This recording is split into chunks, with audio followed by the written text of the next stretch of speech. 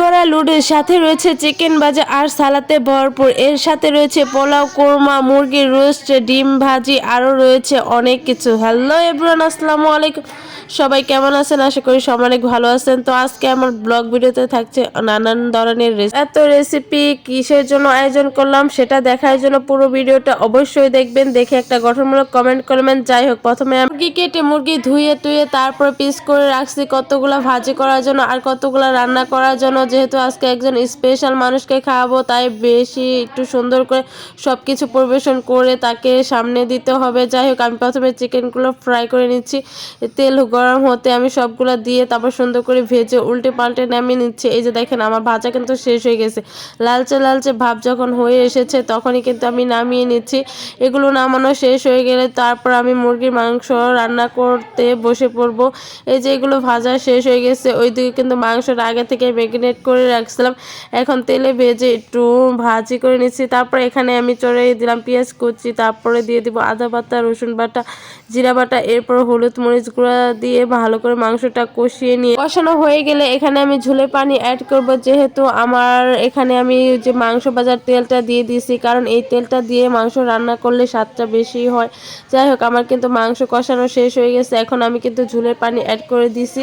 আমি অল্প একটু পানি দিয়েছি কারণ এই মাংস ভুনা হবে, বেশি ঝোল হবে না। যে আমার মাংস রান্না করা শেষ হয়ে গেছে, এখন আমি পাতিলে ঢেলে নিচ্ছি। দেখতেই পারছেন কতটা সুন্দর ও লোভনীয় একটা কালার আসছে। যাই হোক, এদিকে কিন্তু আমি পলার চালটা ধুয়ে রাখছি। এখন শুধু পলাটা চড়িয়ে দিব। এই যে পলার জন্য পেঁয়াজ কুচি, খাল গোটা গরম মশলা দিয়ে সব কিছু দিয়ে একটু ভাজা ভাজা করে তারপর মশলা দিয়ে একটু পেঁয়াজটা ভাজা ভাজা করে লালচে ভাব আসলে আমি এখানে চালগুলো ছেড়ে দিব।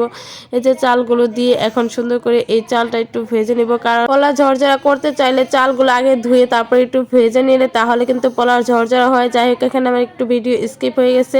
তারপর আমি সুন্দর করে পোলাতে পানি দিয়ে অ্যাড করে সুন্দর করে পোলাটা রান্না করে নিলাম। এই যে আমার রান্না কিন্তু শেষ হয়ে গেছে। তো পোলা রান্না শেষ হয়ে গেছে। এইদিকে এখন আমি লুডুসটা সিদ্ধ করে নিব। এই যে আমি এখানে 2 প্যাকেট লুডুস নিছি। পানিটা গরম হতে আমি 2 প্যাকেট লুডুস এখানে ঢেলে দিলাম।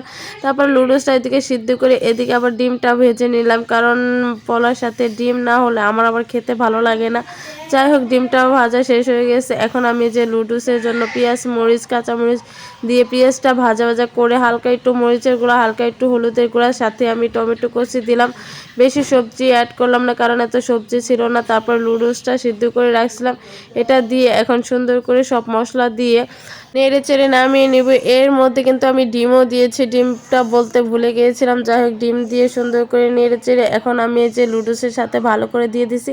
মশলাটা মিক্স করে এর মধ্যে আমি লুডুসের মশলাটা দিয়ে সুন্দর করে নেড়ে চেড়ে আর একটু ধনিয়া পাতা দিলেই হয়ে এসেছে কিন্তু আমার লুডুসটা। এখন নামিয়ে নিয়ে পরিবেশন করা পালা। যাই হোক, এই যে আমি কিন্তু পরিবেশন করে ফেলছি। দেখেন তো কেমন হয়েছে লুডুসটা সাজানো ও পরিবেশন করা। এই সব কিছুই কিন্তু একজন স্পেশাল মানুষের জন্য ছিল।